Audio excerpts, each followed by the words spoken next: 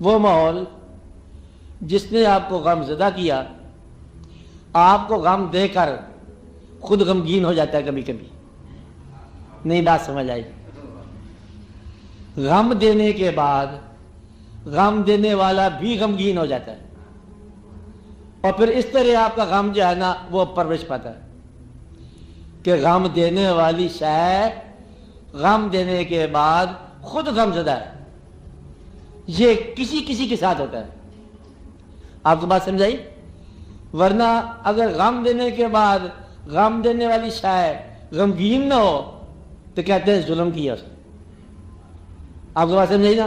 کائنات ظالم ہے، غم دیا اور سورج سب چمکتے رہے اور ہم غم زدہ رہے. میری دنیا میں جگنو کی روشنی ہی نہ رہی اور اس کی دنیا میں روشنیوں کے افوارے رہے. یہ کیا رہے؟ تو میں یہ بات، یہ کیا ہے؟ یہ ظلم کی تعریف ہے. کیا وہ جو غم دینے والا ہے، جو کائنات اس غم میں شرکت نہ کرے تو پھر یہ کیا ہوگا؟ آپ اسے ظلم کہتے ہیں.